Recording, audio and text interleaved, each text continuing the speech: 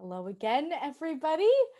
I am feeling a little bit, I don't know, overwhelmed, maybe the feeling would be. I always record these intros after I record the episode with the guests. So we both sign off and then I record the intro so that everything's fresh with me and I know what we talked about. And I don't like doing it before in case something, I want to be able to tell you what we talked about. So I today have had my absolute icon, I would say, um, full circle moment for me, Sonya Dove. And if you've listened to the podcast many times, you would know that I talk about it all the time. My moment at the Behind the Chair show when I saw Sonya on stage, and I have cried. She has cried. We've had a cry, and I'm feeling it right now while I'm recording this. That it's sitting there on the edge, you know. So I am feeling a lot of emotions, and it's amazing. And I hope that you will hear this episode and it will make you feel something too, because that is her gift. Not only is she is an incredibly um, awarded and talented hairdresser, the person is what I think sets her apart.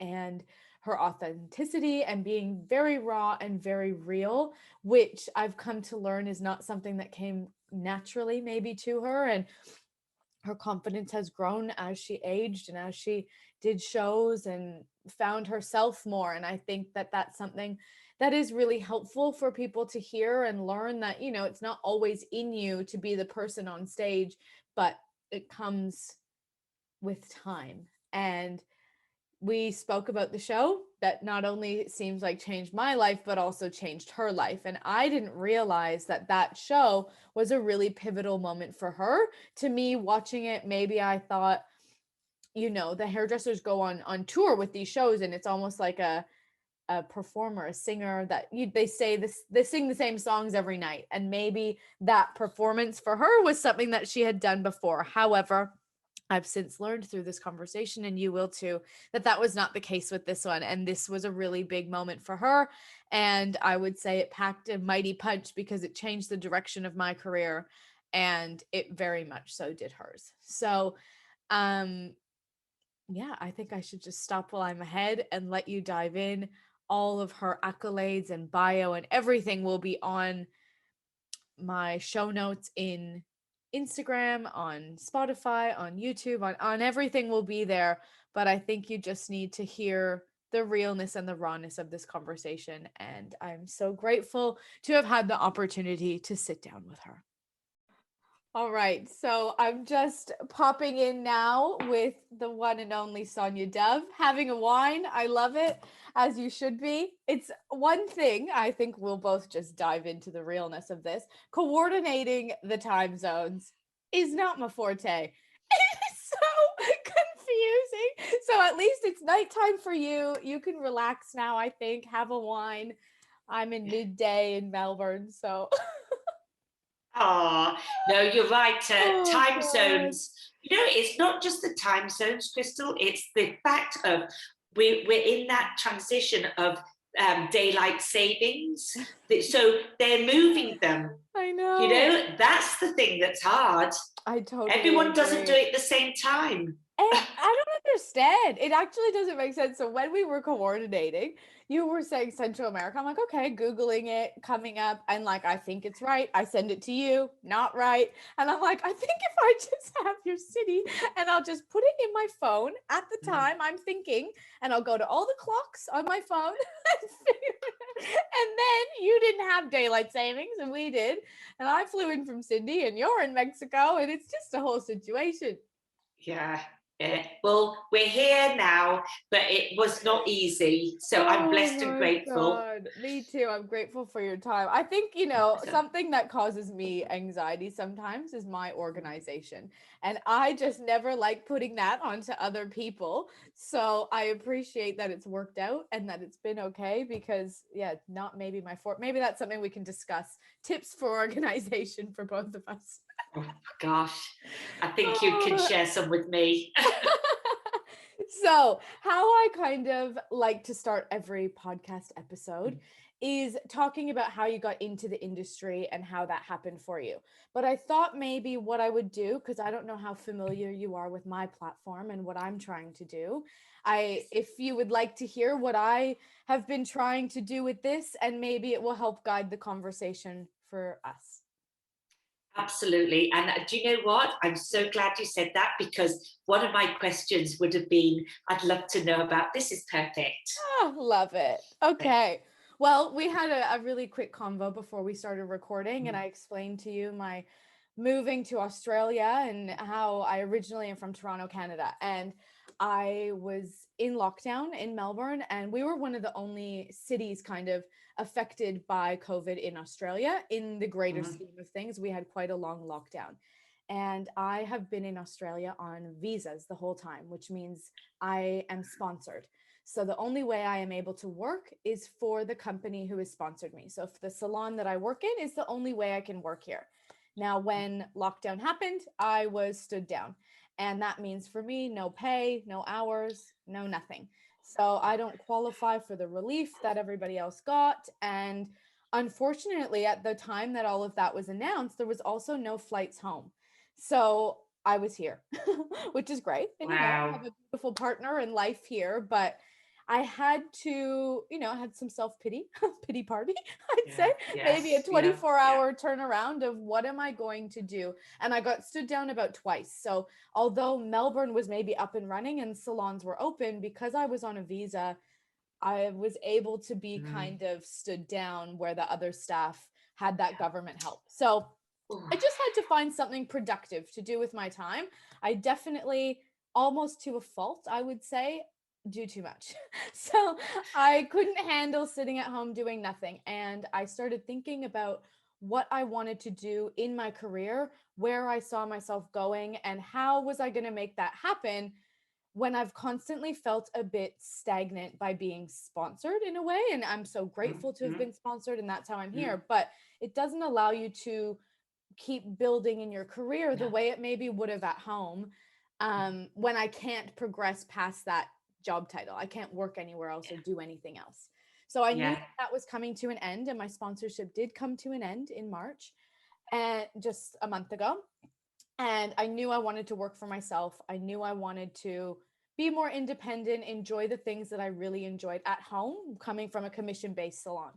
So I started thinking I'm going to just start talking to people who have done it, who are salon owners or business owners or anything. I have all these ideas, but I don't know where to begin. So I chatted with my girlfriends, and who are all hairdressers. We all, how many, I got about 7,000 hairdressing friends, and they all seemed really interested in what I was talking about. And, that's a shock for me.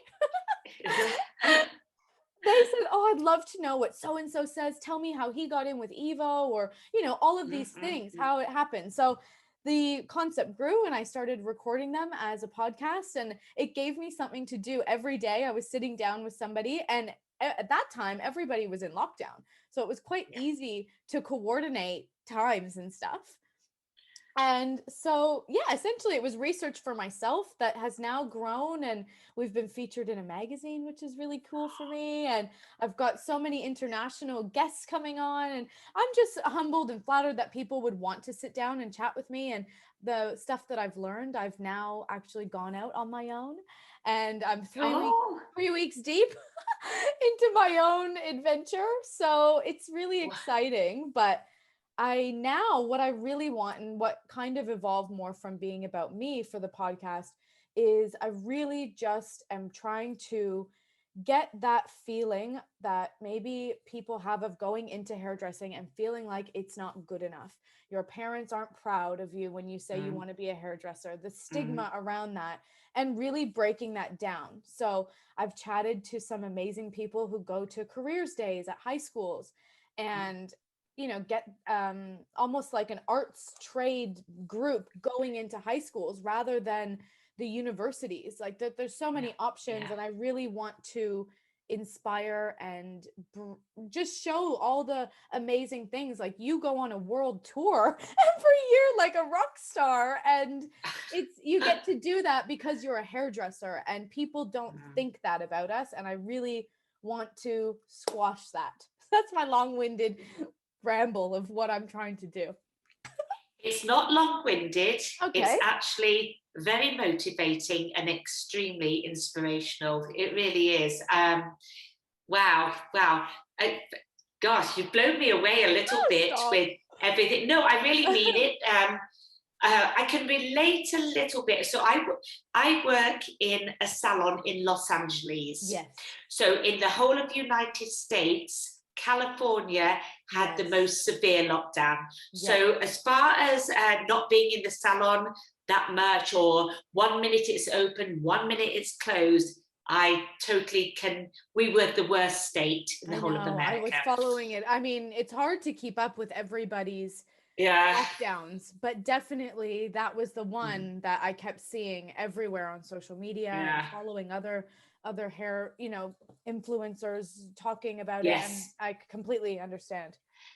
And what I really admire is how you're on a mission to negate the stigma of like, oh, you're a hairdresser. Exactly. Because hairdressing is incredible.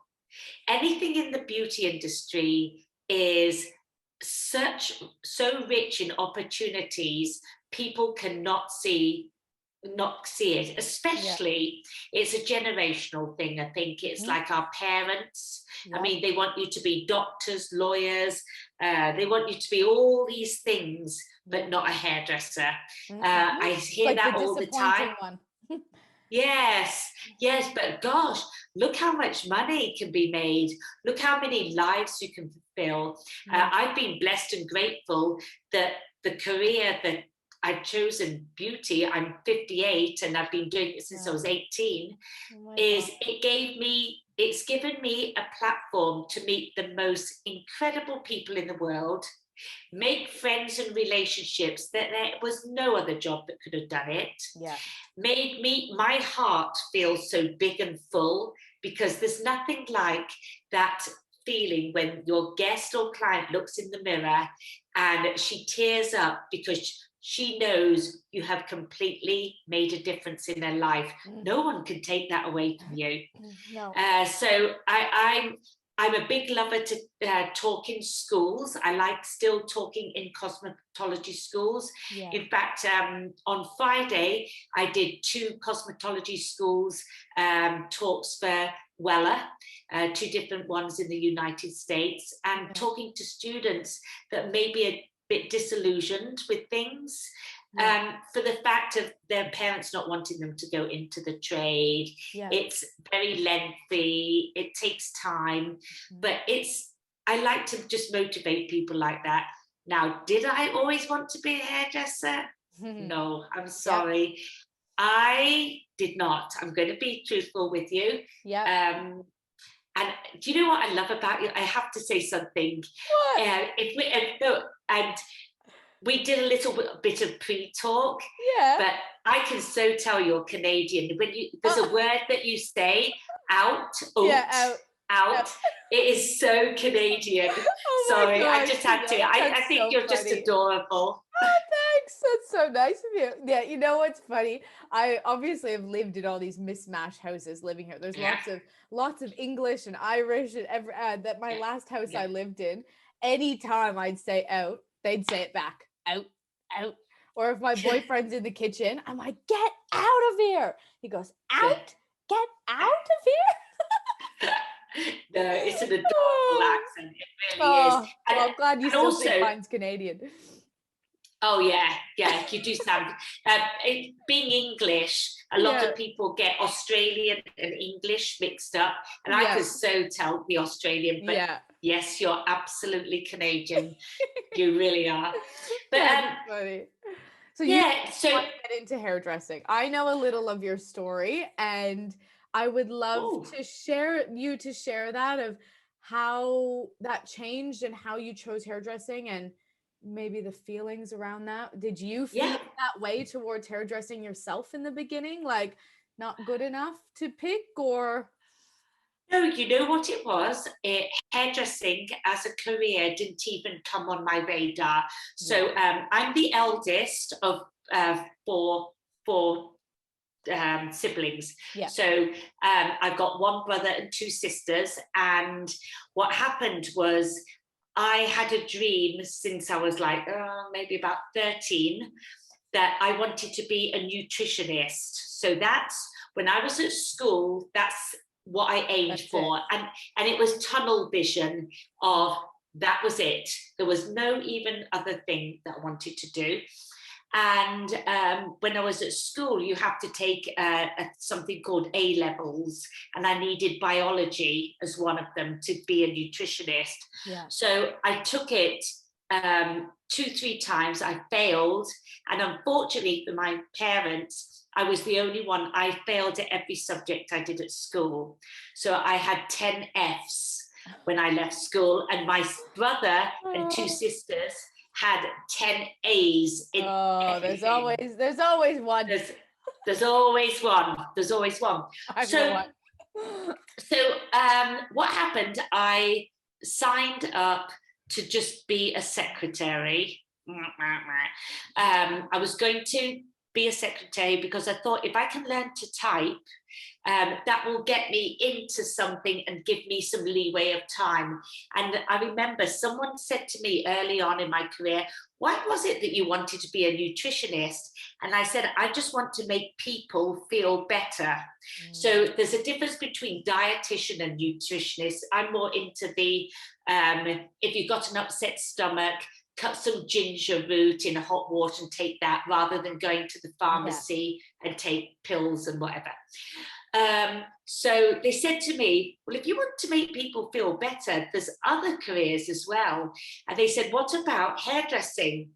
And I thought, oh, the thought of touching people's dirty hair. I'm not really sure. No, seriously. I remember it. I was like, ew. Oh, I'm not sure about that.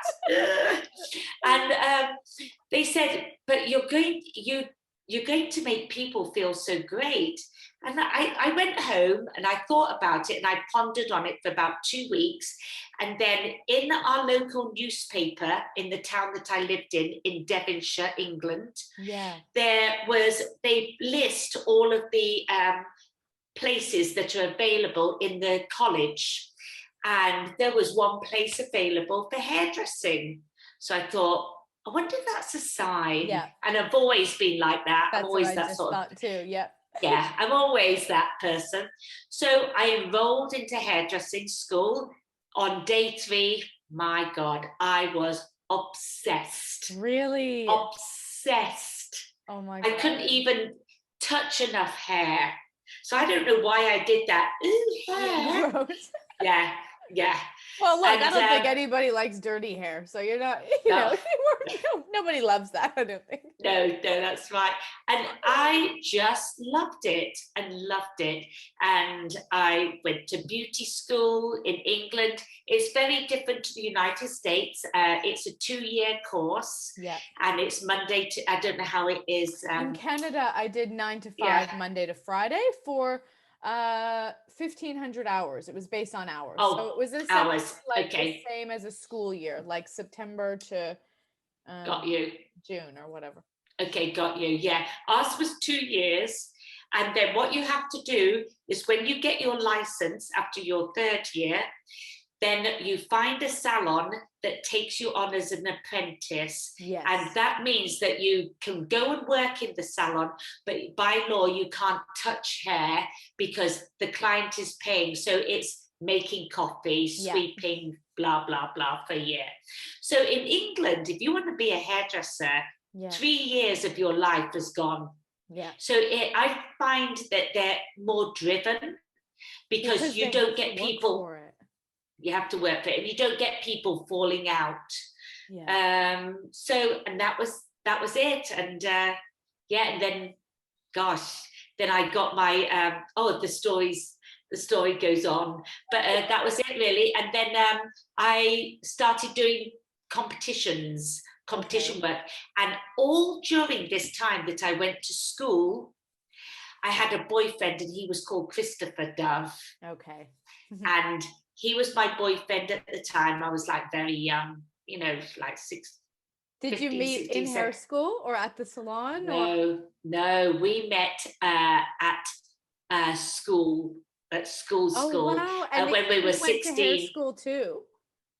Yeah, he did. What are He the was odds? actually, he was actually going to hair school. He was enrolled, and Yeah. it's him that said to me, well, if you want to make people feel better, so it was Christopher. Yeah, and then, yes.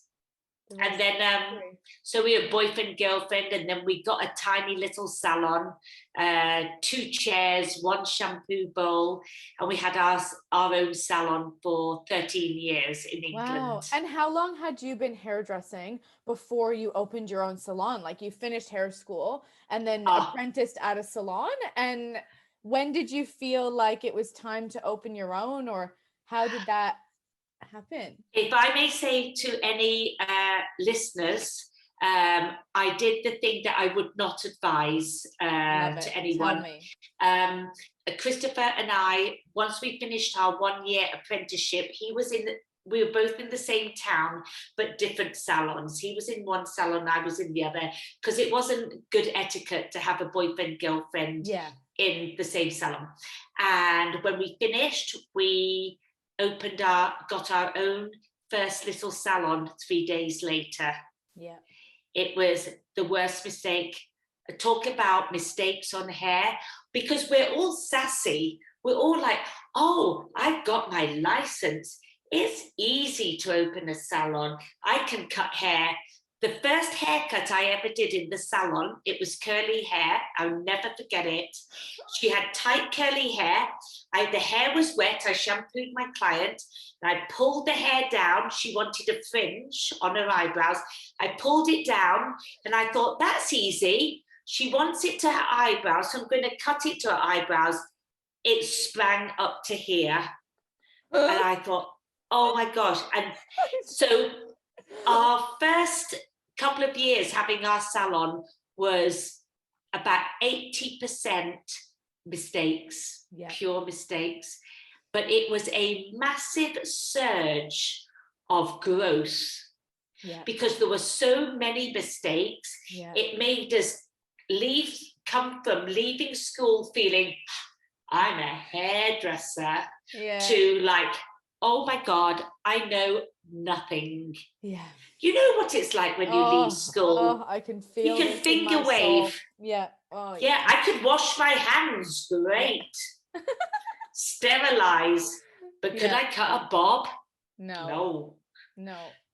Oh my God. So yes. Do you feel like having somebody else in those moments though made it easier or worse? Like that you had somebody maybe who was leading the way and being like, come on, we can do it? Or it helped that you had somebody to be accountable with? Because it was easier. When I look back to that time, we had our salon for, like I said, 13 years. It was easier because days when I was down and I wanted to give in, like that client with the curly hair, I literally was going to just throw the towel in.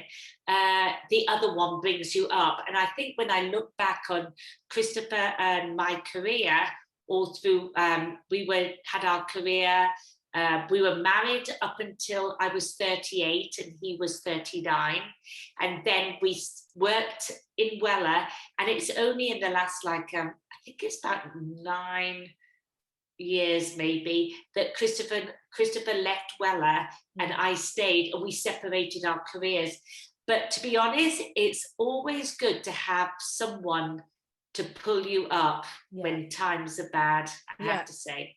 Do you know, it's funny that you've had this conversation. I have little show notes for myself. And to be honest, I actually never really use them. I just write them, and then if I feel like I don't have anything to say, I have them. But I never have nothing to say. But one of these things I wrote, a moment you thought you might never come back from. And I feel like that might have been one of those. Oh, right? yes, absolutely. Absolutely. Yes. Yeah. So that salon in England at It the was in time? England. It Yeah. was in Devonshire. And Devonshire in England is about 5 hours driving from London. So I'm not talking about that we're in the big city of Yeah. London. We're in farming land, farming town, like And she went little. walking around that little town with that little fringe. Oh yes, she did. She did. It was like that. Oh my Thank word. goodness it was the 80s and perms were in. So Yeah. everybody was curling their hair anyway. So she sort of blended in a Oh bit. my God, how Yes. hysterical. Yeah. Oh gosh. And was that like your dream once you started going to hair school and you said you started doing competitions and stuff? Like, when did your eyes open to the potential of the industry and, being like, I don't want to work for somebody else, I want to have a salon? How did that kind of happen, or platform work, or any of those things? So Christopher was a different personality to myself. Christopher Dove is more visionary. So he's more future thinking, goals and everything. So he's very far in future. I'm more every moment at the time. I'm more step by step. Yeah. I'm what they call an analytical creative. So Mm. what that means is when I go on stage and I do a show, I have a plan of everything I'm going to do in my head. Yeah. Christopher could go on stage and he isn't sure what he's going to do. And as the model sits down in front of him, he'll just make it up. Yeah. So they're two types. They're both powerful. They're both equally as good as each other, but they're just different. Yeah. So what happened was, for me, having my own salon with Christopher, for me, it was like, wow, this is cool. Yeah. This is great. Nick, for Christopher, he wanted to travel with hair. And the only way you could do that was to be associated with the manufacturer, because you as a hairstylist cannot afford to put shows on for an audience. They're very costly. So we talked about that. And as we were talking about that, both of us had the same passion for competition work. Okay, cool. So we entered competitions while we had our salon, all during those 13 years. And we entered so many competitions. The first 7 years of the salon, we got nowhere. Neither of us got even placed in the first 5. And then one year, I remember year number 8, Christopher came second and I came third in a competition. So we had our models and we thought, oh, wow, this is great. So we entered another competition, drove with the models in the car because England's small, not like Australia. And we entered another competition and I came first and he came second. Yeah. Then we did another and we kept the same models. He kept his, I kept mine. And what happened, we got better and better and better. And then what happened in 1 year, we won every competition there was in England. Oh my gosh, how cool. So all of a sudden, there was this big surge of publicity. Local newspapers, we're the stars of the local. And then the salon, we had big trophies. Back in the day, you had these very huge trophies. Oh my God, amazing. And we had them all over the salon. And I'll never forget it. We got a call from someone. The company was called Cadus. Yep. So I don't know. I know them actually. Yes, okay. I was just at the beauty supply before we chatted, and it's affiliated under the same umbrella with Wella, right? 100%. I know. And it's smart young lady, Crystal. So Cadus called us up and they asked us if we would do the hair show for a mini tour in England of 6 cities. And they were, for us, they're big cities: Liverpool, Manchester, London, whatever. So we accepted and it was all paid. because we were the new stars Yeah. in England of hairdressing. And we did that tour. We put everything into it. And the tour went really well. And little did we know, it was Wella that was looking at us, but they were getting caders to try us. So you didn't know that at the time? No, we Which found is out years probably later. good, so that you Yeah. didn't feel nervous or something, right? Absolutely, Yeah. absolutely. And then Wella got us to start doing studio classes in London. Then we started traveling in Europe for Wella. Amazing. Yeah, And when you well, were doing that, say you had your salon, the two of you, did you then have employees at that time that's how you were able to go on tour? Because me, I'm like, how would I go on tour and if I have a salon? So the salon gradually got busier. You know, one client brings in two, and so on and so on. So we needed to get someone to answer the telephone instead of us answering it. And we needed to get an assistant. And then we got busier. What happened is, because of the publicity, we got busy almost too quickly. Yeah. It was just us. And then this massive explosion of publicity, smoke lights and mirrors and everything. And it was just like very overwhelming. So we moved to a bigger space and we got more stylists. And we were like 11 stylists, 5 assistants, 3 receptionists. Yeah. But it got like that way too quickly. Because you wouldn't know, I mean, maybe you would know, but in my thought, you wouldn't know those business skills yet. You wouldn't know payroll or like all the things I'm navigating now, just on my own, trying to figure it out. It's very overwhelming. And how would you know how to, do payroll, scheduling, taxes, orders, people, all of those things, and dealing with the excitement of wanting to go on the road and having that be really the main thing that you're probably wanting to do. That's why I say it was not a good, looking back, it was not a good move. What happened is neither of us have any business acumen at all. I don't even know how the dickens we ran that salon, to be honest with you. I really don't know. Admittedly, it was in the 80s. So when it's in the 80s, it was many years ago. It's not like it is nowadays. It really is not. It's way harder now, much harder. And it just sort of happened. You know, one of the stylists would help us with payroll, another stylist would help us with this. Christopher's mother would help us an awful lot. Friends of it, and everybody just helped each other. Whereas nowadays, get a hairstylist coming in being like, oh yeah, I'll do my own payroll. Can you imagine? So funny. So timing was perfect for that to happen, but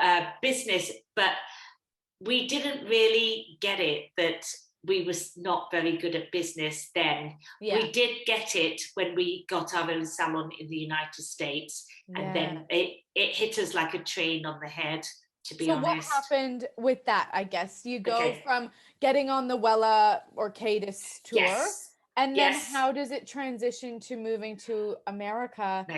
And so we got asked by Wella to do lots of shows. I mean, we were the new stars. There was a gentleman at the same time doing shows, and we did them with him, called Patrick Cameron. And Patrick is a huge dear friend of mine.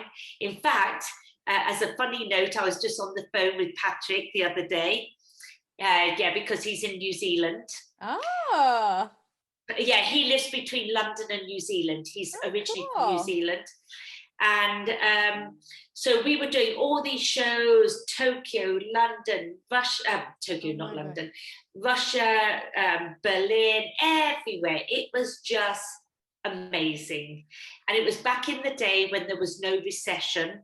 It was in the 80s and life was good. So we traveled a lot. And then one day we did a show in Paris, And a husband and wife came up to Christopher and I and said, oh, we love the way you work. We've seen you many, many times. You don't know us, but we're from Dallas, Texas, and we have 5 hair schools and 4 salons in Dallas, Texas. Would you ever be interested if we flew you over to Texas to do training with all of our staff, with our teachers, set up a curriculum for education and train all our stylists? So not permanently, just for like a week, and just travel around just for a week. Yeah. So we said, oh yeah, that sounds great. Yes, we'd never been to America. America. Everybody has this America complex, especially over here. When I first moved here, that was my biggest, well, I had many shockers, but one of my shockers was I would get all these clients. I worked in quite a fancy salon, and they'd be like, oh, I'm going to New York. Everybody was going to New York. And I was like, I don't get it. I totally don't get it. But I guess when you come overseas, New York is the place to be. And I actually have a funny New York story for you after, but keep going. I want to go. Oh, I can't. I'm going to remind you. So don't you worry. So we went to Dallas, and we went for 10 days and did this education. And then we left to go back to England, carried on doing our shows. And then the people asked us if we would come back the next year to Dallas, but would we come for 2 weeks? Yeah. We did the training, went home. And does that go through Wella when you do stuff like that at that point? Or it was just you and him and they booked you as an account? Or yes, it did not go through Wella. They were 2 people in an audience that, it didn't go through Wella. They organized it. I just always find it interesting because I think sometimes you think, you're right. If I sign with a brand, that's all I'm able to do or something, you know? So it's important, I think, to hear that. Yeah, you know, being with a brand is definitely the way to get a name. Yeah. To get a name yourself is harder unless you do very well on social media. Social media, this is a whole different marketing world. So if you do well in the world of no, you didn't. There was absolutely no such thing. So I'm a big believer of being affiliated with a brand. Yeah. But then at the end of the day, if something comes along, and so we're with Wella. Now, these people have Wella in their salons. Of course, yeah. Because you see, they were at a Wella show in Paris. That's how they found you. Yep. Cool. So now, if we'd have gone into a salon in Texas and they'd be using, let's say, a competitor brand, Goldwell, L'Oreal, it might have not been so good. Yeah, it wouldn't be fair. It wouldn't be fair. You've got to play it right. Yeah, you got to play it right. And so and then that couple said to us, if we did your green card, would you ever consider being our creative directors for the company and being permanently in Dallas, Texas? Yeah. So we spoke with our family, both of us and everything. And our family said to us, this is an opportunity you could not miss. Yeah. We spoke to all our staff. And what happened is Christopher's mother ran the salon. Oh my God. Business-wise. Wow. Business-wise. She's not a hairdresser, but she ran it while we did this year in Texas. My year in Australia. Well, we never went back. Yeah. Oh my God. We never went back. We never went back. Because you didn't want to, or did you have that pull to go home after and it just kept getting stretched, or how did you go about that? The only pull to go home was people and family. Yeah. There was no pull to go home for the weather, the economy, the lifestyle, nothing. Yeah. It was purely family. So we said to our family, and they said, you know what, we'll come and visit you. And they visited a lot. everything else about England, I love England dearly, Yeah. but it's hard work. I know. It's hard work. I hear The that sun from doesn't everybody. shine. Yeah, everybody here. And my partner's actually Irish. And Oh, that's a whole nother wow. can of worms. But Wow. that I feel it a lot being overseas as a Canadian versus all of my kind of friends that I met when I was backpacking, and I did that for quite a while over here. They were all English, Irish, Scottish, and said the same thing that you said, being in Australia, because they all wanted to stay. And I was like, oh no, I'm going home. Every year I was going home. Yeah. And I said the lifestyle, the pay in terms of hairdressing, all of everything is comparable between Canada and here. Whereas for them in the UK or anywhere kind of like that, it was so much better here. So you felt the same way. Yeah, absolutely. And you know what? I'll be honest with you. I don't think I could ever have been to the level I'm at if I'd have stayed in England. Yeah. There's something England, America, like if you're doing well, America pushes you to do better. Yeah. If you're doing really well in England, you have to downplay how well you're doing and sort of keep it a little bit like be more. You're not doing that well, but even if you are, you have to play it down. Which is so interesting because there's so many English hairdressers that are well known and platform, you know, a lot of people that I talk with are English. There are. Yeah. There are, but that's why as a nation, the English are humble. They're quite humble because you play it down. Yeah. We're so used to playing it down, and it's a generational thing. It's getting better. It's getting better. I'm talking about, you know, the 80s and 90s then. But and family would come often. I mean, oh my God, to come to America. They would have been as excited as you were to get that initial opportunity to come see you. We had so much family, friends, relatives coming. It didn't even seem like we didn't see anyone for a year, like at least 10 years. Oh, wow. Years. Yeah, so we lived in Texas. Oh my God, that would have been a culture shock too, wouldn't it have? Yeah, oh yes. The bigger the hair, the closer to God. That's right, that's right. It was so, and blondes. Yes. And so we were working with this couple's company.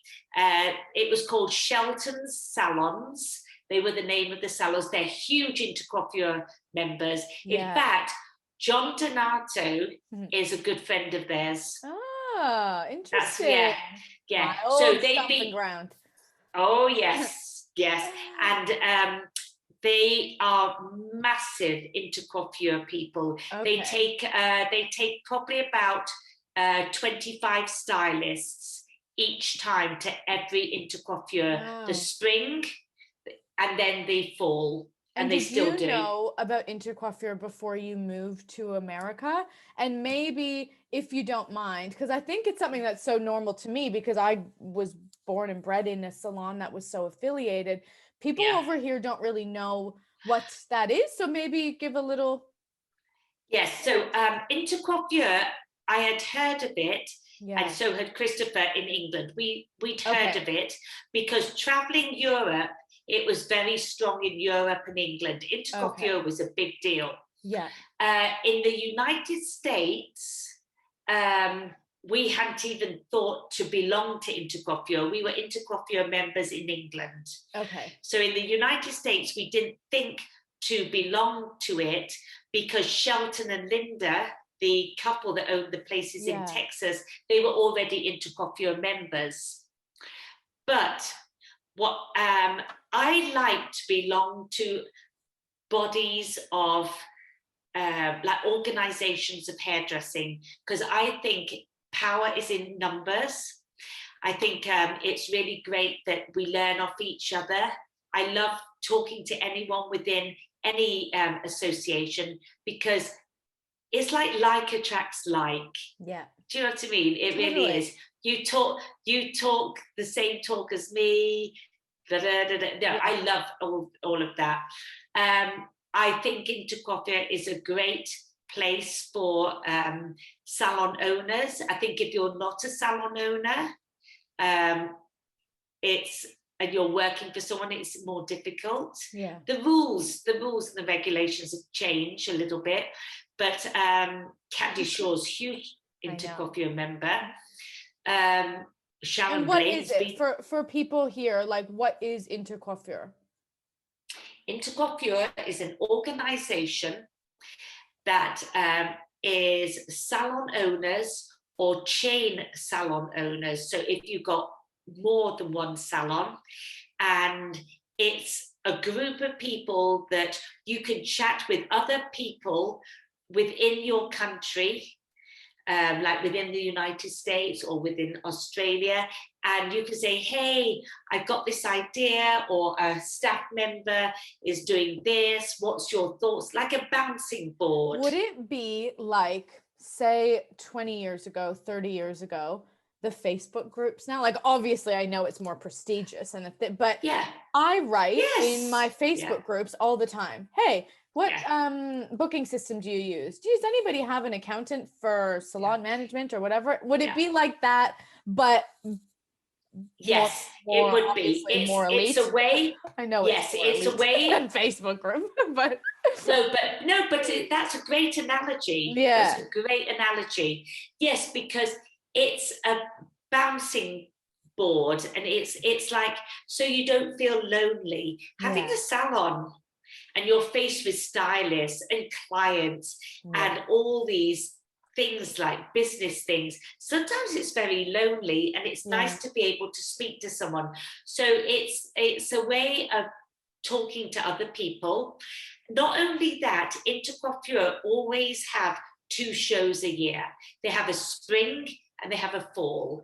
So it's a way of like taking your staff or just going yourself and having a nice, inspirational, motivational weekend and talk to people that have just got the same problems that you've got. Cool. You know, that's and I like it because it's more of a high end place. Definitely. It's and there's nothing wrong with Facebook or Instagram, any Facebook groups. I just feel that it's very important to belong to Facebook groups, intercoiffures. We have in America the PBA, the Professional Beauty Association. There's another great one. You know, there's many. Important, very important, I think, personally. I'd say Intercoiffure was the most prestigious one that I, you know, like for me going to those events at 17, like I probably shouldn't have even been invited to those events, but I was really lucky. And John, I was a little bit of the favorite, I would say sometimes. And I got to go to a lot of those. And I was really fortunate. And actually, do you want to know? We'll go off track a little, but my New York story was... tell me. I got asked. So I'm just going to dive in here. So I saw you at the Behind the Chair show. This was before my New York story. And I wrote this in my email to you, but you were my aha moment. This is it. I probably was not even on the floor yet when I went. It was in New Orleans, and you did the show with circle panels and the flip. Like, I remember it. I remember it like it gives me goosebumps. I'll never forget it. But I was probably 18 or 19. I'd been hairdressing. I probably had one more year maybe of my apprenticeship. And I went to that, and one of my best friends is a hairdresser, and the other girls thought it was amazing, but it hit me in a different way. I was weeping at it. Like, it was just the most moving thing. It was, I watched you, and I was like, this is it. Like, this is what I'm supposed to do, because I knew that being behind the chair would never fill me enough. Not fill me enough, but I knew I could do bigger. I knew I could make an impact more so than, say, just doing hair, which is exactly what I'm trying to eliminate. But I watched you being like, I'm going to get up there. How am I going to get up there and do that? Because I can do that. And you were so raw and so vulnerable and so real. And I think at that time, I wouldn't have known that that's my skill or my strength. But I think now, as an adult, that's my gift too, is speaking and talking to people. And so anyway, I had that moment with you. I went back on the floor, all these things. I continued in the salon. John asked me, I was on the floor. It was my first year being on the floor by myself. And I remember he pulled me into the back hallway. The salon, have you ever been in our salon in Toronto? Yes, I have. Yes. Massive. Like it's huge. Huge. It's outrageous. It's huge. So there's this back hallway between the call center and the Yes. staff room. And he said, Crystal, yes. and John, you never know what you're going to get with John. I think he would Yes. be okay with me saying this. You never know what you're going to get. So he said to me, Crystal, come over here, you know, and takes me into the back hallway. And he said, I have an opportunity. You know, he's very stern. I have an opportunity to go to New York and for intercoiffure. And I was wondering if you would like to come and be the lead colorist on the job. And I was like, just me by myself? Like, I thought he was joking, you know, like just me alone on my own. He said, yeah, like just come, like you get to come. I'll fly you to New York. This was the first thing that I got to do. Like I went to New Orleans and went to the show there, but this was my first thing. I couldn't believe it, you know? And that's big, Crystal. It was a huge deal. Big. It was massive. It was outrageous. So I show up to New York, and because we were a Wella associated, I was in the Wella room, and you won't remember it, but with you. And Guy Tang, I think, was around too or something. And you were on this side, and I was on this side, and there was a little wall down the middle, and there was a whole room of color in New York. And I remember like just dying. When I saw the room and it was your name and my name, I was like I would have been 20, maybe not even. I'd never done anything. And you were there. And I remember, I can't even articulate though, you know, like, I'm prepping my models in the same room as Sonya Dove, who was, you know, you are this icon to me of who made me want to do that. And I wasn't on stage doing anything. I was doing level 5 demi rinses on John's male models who were getting a skin fade, but it still was amazing. I did one model. Wow. It was a scalp lightener and I toned her silver. It probably took me 12 hours. I remember him coming in and being like, are you done yet? Like, are you done yet? Oh my God, that's so John. I was so nervous that I was going to either fry the model's hair or it wasn't, you know, I didn't, now I would be okay probably, but I was dying. And then, you know, yeah, it's scary. It's scary to be involved in shows. It's not everybody's cup of tea. Yeah, it was my first moment of that. But I was there. Wow. Yeah, there with you. What an amazing story. So was that when you said you were prepping, was it the prep room at the Waldorf Astoria? Yep. Or was it the Wella studio? No. Waldorf Astoria. Yeah. You know what? I remember. So funny. Look, I just remember being like, is this happening? Like it would have been maybe a year after the Behind the Chair show or something around, you know. Yeah, did John keep coming in all the time and coming in? Taking on me. Because I remember, yeah, I remember something because I love John dearly, but he's stern. He's stern. Scary, man. He's scary. Stern. And I was wondering, is he like watching over me? I don't know. I remember that. Oh my God, it was you. I'm glad he was watching over you. It was me. No, it was me. Wow. So I started my career with John, and I am forever grateful to him. And he gave me any and every opportunity, and I would have never, he opened my eyes to all of those things. Like, to me, his salon was as big as it got. Do you know what I mean? Like, it's huge. I didn't know anything more, but I knew when I always wanted to be a hairdresser, and I knew if I was going to work somewhere, it was going to be there. So I started as a receptionist, and I worked as one of 10 receptionists for him when I was in high school. Oh my gosh. Yeah, you have to write a book one day. You've got to write a book, because it's so inspiring, like how you've done things, your life.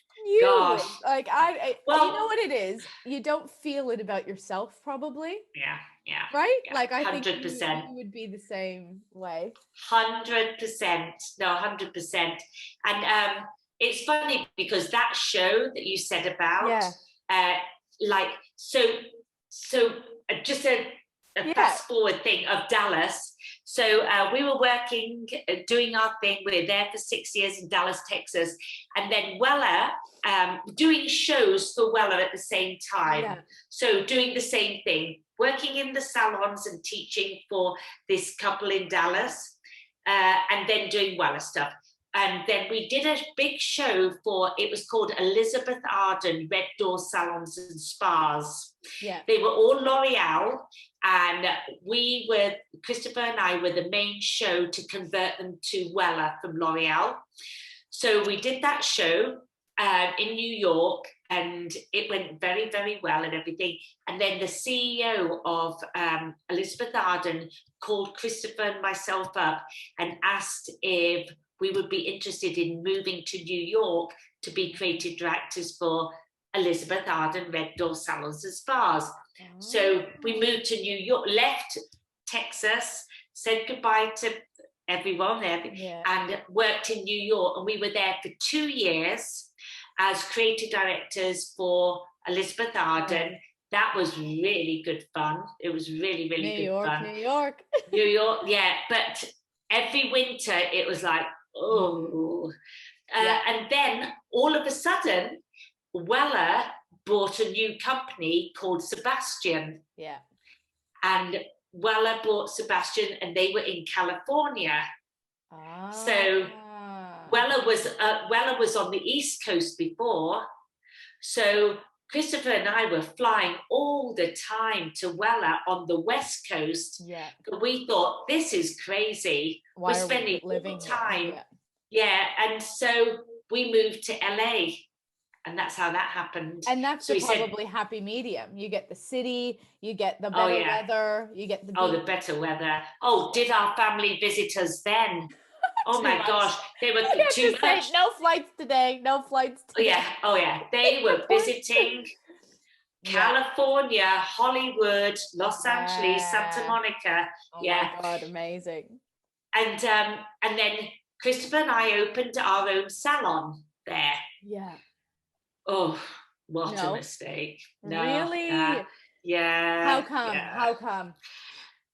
Personally or business-wise? Not business. It was, again, we didn't learn the first time. We didn't learn the first time at all. And we opened a salon, and it was a big salon right in the middle of Santa Monica.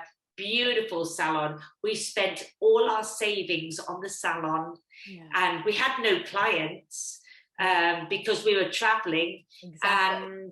And we started to get staff. It got busier and everything. But running a salon in California was hard, and neither of us really liked it. And then during this time, when we had the salon, Christopher decided that he didn't want to be affiliated with Wella anymore.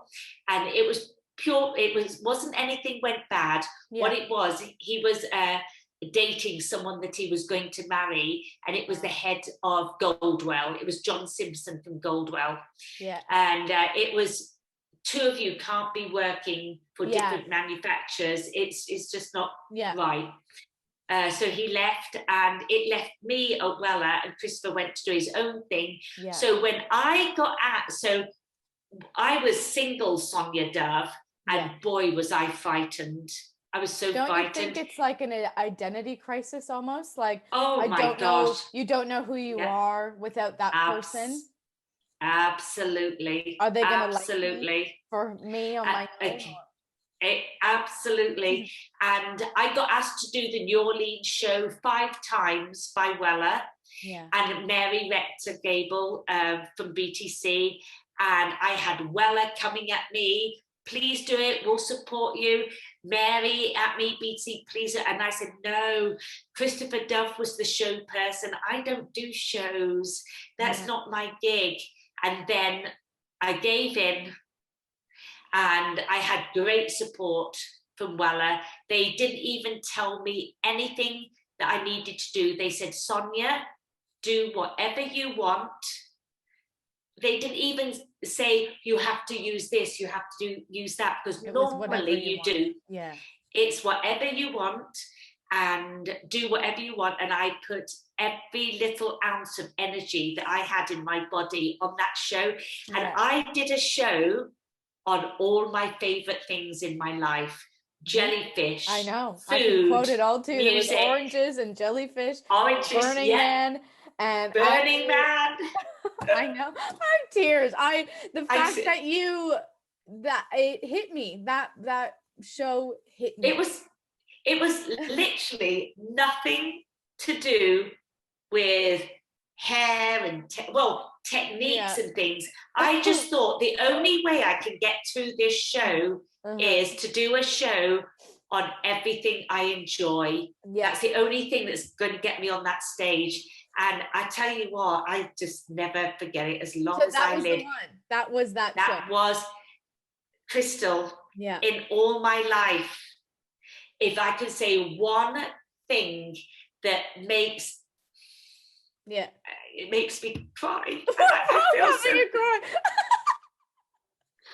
I felt so blessed and grateful. As soon as I put my feet on stage, I'll never forget the silence of energy that I had from everybody. You at that moment, everybody was mesmerized. It was this magical moment of being so raw. It was what was so special. It wasn't just Wella people. It was all people, Gold, L'Oreal, everybody, all the peers. Beth Minardi was on after me. Yeah, I remember. It was her, and it was Ian Michael Black. It was all of these people that I look at like amazing people. They were coming up to me, and I still haven't come down from that show. How incredible. And there was never a moment before that, and there has not been a moment since, but that was an absolute game changer. Goosebumps. Yeah. I remember you bawling. I remember you crying on the stage. And that was what got me. I mean, I cry anyway at stuff like anything. Yeah. Do you know what is the main thing I cry at? I like that. The main thing I cry at is like American Idol auditions or something. When someone gets like the golden buzzer or a standing ovation, I cannot handle that. I cannot handle when somebody has worked so hard to do something and been so brave to go out and do it, and everybody goes wild and the whole crowd stood up. I don't think I stood down. I think I stood the whole time you were presenting. I was just like, wow. I remember the seat I was in. I remember being horrifically hungover from Bourbon Street. And do you know what? On my wall, this is from Bourbon Street, from that show. I brought this home from the artist because it changed. I'm not kidding you. It changed. I knew that this was the weekend that I knew it was going to be different for me. Wow. And that's actually a little painting from Bourbon Street. But that's so cool. My friends that whole weekend, like that morning, were calling me Pissy Chrissy because I was so hungover. That is funny. That is so funny. So miserable at that. Like, I was happy to be at the show, but then you came on and I just was like, it was just different. One, it was different. It caught my attention. I wasn't bored. It was amazing. Thank you. Both of us. Thank you. Yeah. And it really, it was an absolute game changer. And the boyfriend that I have now, was his first time that he had ever at a show, and I had him as a boyfriend, and he was at the front. He was at the front because he's a photographer. Yeah. And it was risky for me to take him, but I thought, I want pictures taken of my models. It was that naive. It was so naive. I'll get him to come with me so he can take photographs of my models. Yeah. Did I think it was going to be a good show?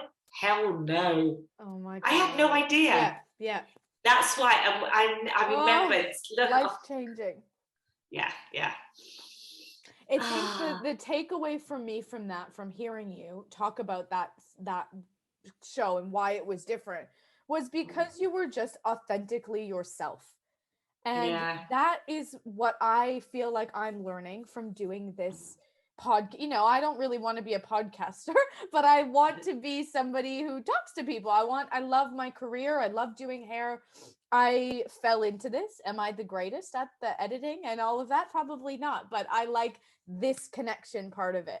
But what it is for me that I think will set me apart and is what sets you apart is I'm just really trying to genuinely just be myself. And that's what people like. And that's why people Yes, were interested in the always, show. And that's your always. takeaway, don't you think, from that show? Absolutely. And you know what I admire about you? You mentioned earlier that the time when the salon was closed and you were laid, you know, all the trauma. What I really admire about you is you just didn't sit at home and get into that downward spiral of poor me. You didn't. You yes, believe me, last year in 2020, I had about 5 months that I thought my career is over. What am I going to do? How am I going to pay for this? How am I going to pay for that? And I had a horrible, horrible time. And then I realized I'm responsible for me getting lower and lower in my mindset. So what I did every day, I tried not to listen to this tell me, oh, it's over, oh, it's this, oh, it's that. And I set myself a goal and I created a website. I did a website. I've always wanted to do a website, but I didn't have time. Yep. And then the other thing is I just obsessively did as much virtual education as possible, like a machine, because I needed to be connected to people like we're connecting now. I needed that because, and so I just did classes, free, still am, because isolation is not what we're about. I can so tell as hairdressers, and I can tell your personality, you have to be connected with people. Oh my God, yeah. I was driving my boyfriend crazy because he worked the whole time. And we had just moved in together. I'm really diving into my life here. But we just moved in together in February. And the lockdown happened in March, April. And he worked the whole time and he'd be coming home. And I'd be like, so how was your day? What did you do? Was it amazing? Who did you talk to? What were you doing? He'd be like, oh my gosh. Too much. And I was like, I need to find people to talk to. Yeah, no, you're right. Oh my gosh. When that show happened, so that was your coming out on your own kind of thing. Yeah, and it was. So, it truly was. Yeah. From then, what changed? Did your schedule get busier? Did you what changed for you from that or yourself? Well, Wella didn't know that I could do it until they gave me the chance. So I was very blessed. I got very busy with Wella. Let's see what else changed. My own self changed because I got more confident. I've always struggled with low self-esteem, always have done. I was like Candy Shaw she's always slapping me around the face saying, hey, and Sharon Blaine. But I struggle with it. So it helped me with my personality. And then I started to get other opportunities come my way that was like an extension of Wella. Like I got approached by the Ulta Beauty Pro team, by Ulta Beauty to be this pro team. Things happen publicity-wise. Wow. Yeah, that was the big one. I have to say, Aesthetica, American Salon, Modern Salon, PR. There's no money that could have paid for it. Wow. And so did you then, obviously being associated with Wella, do they coordinate all of your shows and things, or did you then have to get somebody? Like, it sounds like you didn't have to get somebody to get your name or that show or anything in the magazines. They were coming to you at that point? A bit of a combination. Yeah. At that point, it was people coming to me, asking me to do things. And then I would say, I only use Wella because I'm under contract. Yeah. And then I would give that person the name of someone at Wella. Before the fame, let's say, it was always Wella, and it still is now, it's the same. I get an email, Sonya, are you free May 10th to do a 3-hour class for someone in New York? Now it's all virtual at the moment, but it would be like they call me, I look at my calendar, I'm available, then they plan it, they coordinate it. I have to find out what the expectation of the audience is, and I put the subject together, blondes, reds, whatever. I put the subject together, but they do all logistics. They always have done, they always did when it was Christopher and me. They do that for all the artists. But I'll be honest, I know with other companies it's the same thing. And is that something that you found hard then? Say when they're saying, okay, you available this date and you're looking at your calendar. What if you had clients booked in then?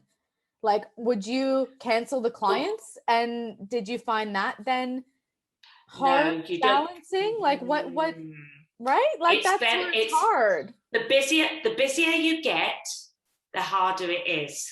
So at the very beginning, the clients are always my bread and butter.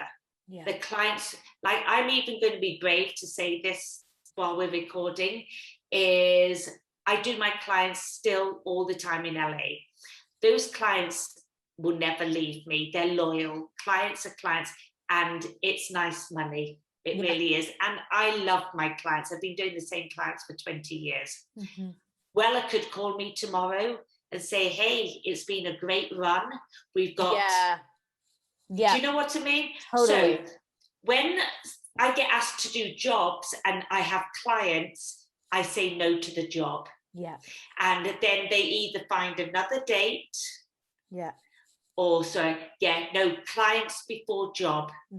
And sometimes, Crystal, you have to say no. Just have to say no, and they can't find a date. And they book someone else. You can't spread yourself so thin.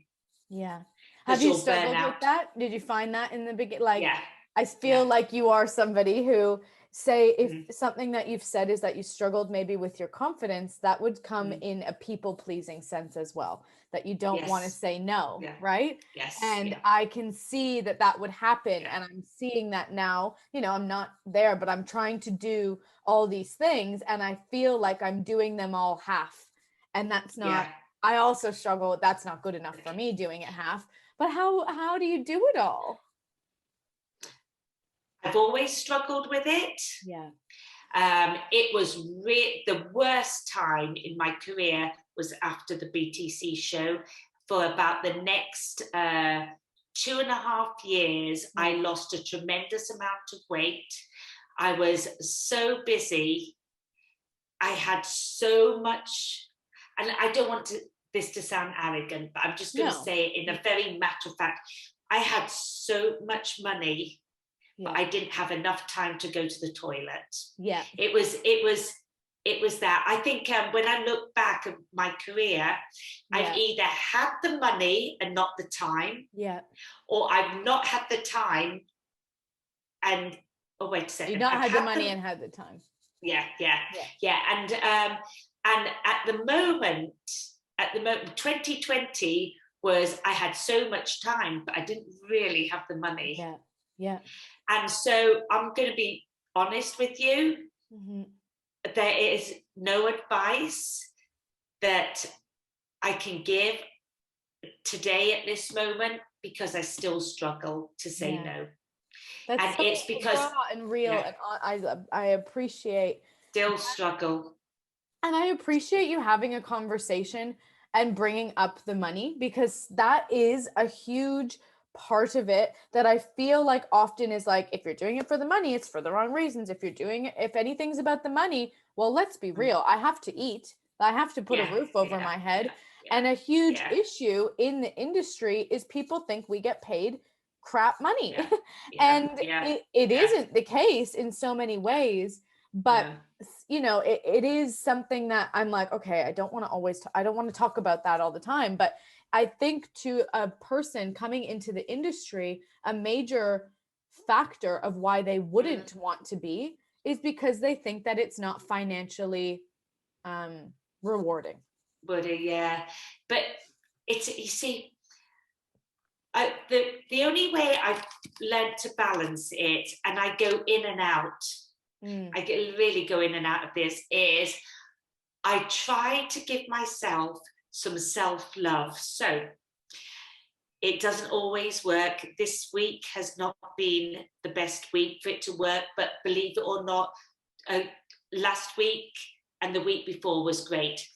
I set myself a goal of a little bit of time every week, and I call it Sonya time. Yeah. It's not boyfriend time. It's not time for, and it's something for me. And what I do is maybe I have a pedicure, maybe I go for a walk.